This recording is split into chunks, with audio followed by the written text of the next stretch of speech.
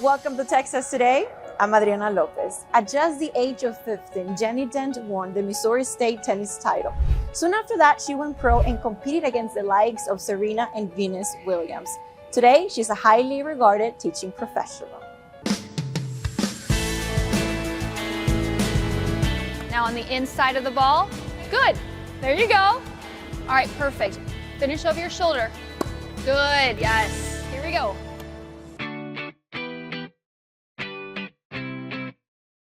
Jenny, thank you so much for coming on to share your story with us. Thank you for having me. Let's start with the beginning. How did you start playing tennis? My mom and my dad played socially at a club very much like this.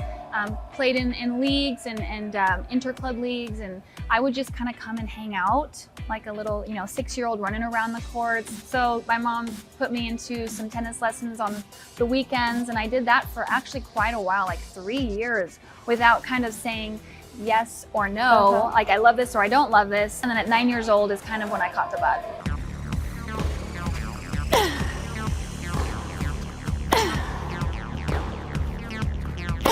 Was the decision to go pro an easy one to make? Actually, that was not easy for me. I didn't know any professional athletes. My dad was a doctor, my mom kind of managed his office. I didn't think that I actually had what it took to be a professional, which is kind of strange to say that.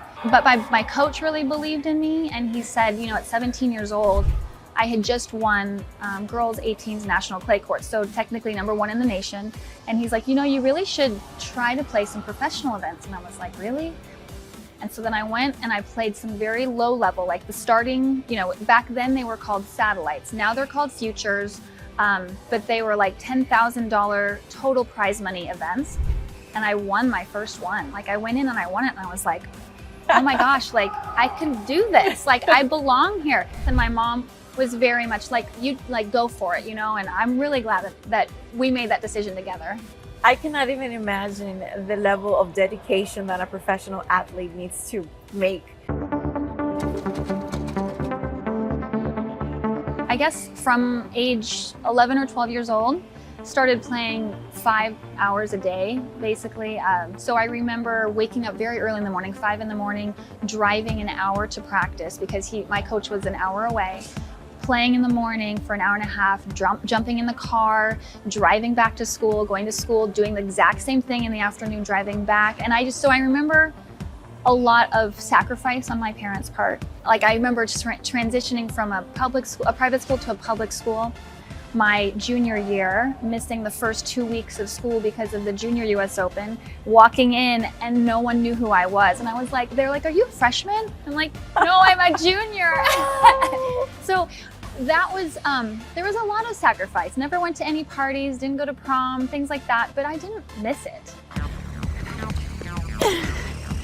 Here you go.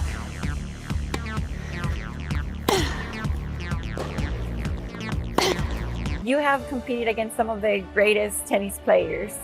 How would you prepare for those matches, Jenny?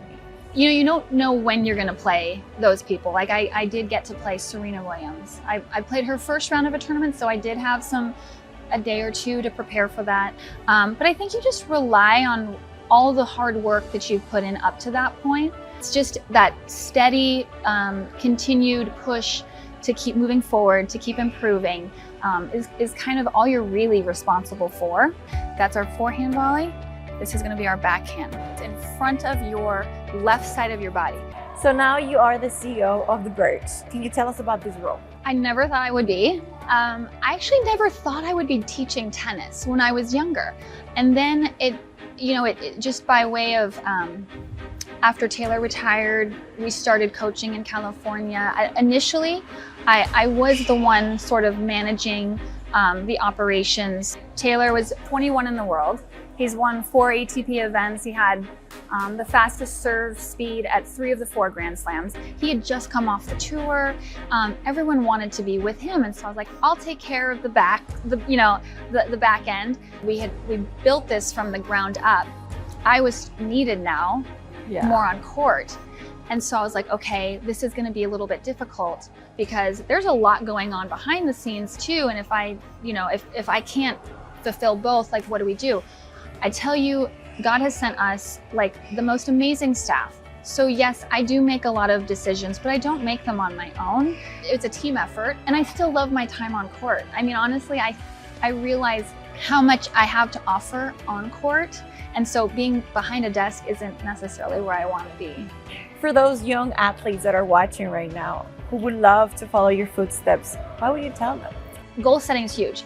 If you think about where do I want to end up, pick a person. Like I want to end up like Iga Swiatek. She's one of the top. Work backwards, and you just kind of create this staircase that goes all the way down to where you are. What is the next step? And even you don't need to know every single step on the staircase, right? You just need to worry about the first one. What is the next step to getting better? And then you just have to keep trying to get, one step at a time. Eventually you'll get there if you stick with it. If you stay, focused and you work your butt off. Yeah, I mean, it's possible. It just takes a lot of hard work. A lot of hard work. A lot of hard work. Jenny, it was a delight talking to you. Thank you so much for sharing your story with us. Thank you for having me. Jenny brings that same energy to her drills and lessons at the Birch. To learn more about their programs or to sign up for a membership, visit thebirch.com. And be sure to tune in to Texas Today as we continue to feature more inspiring her stories.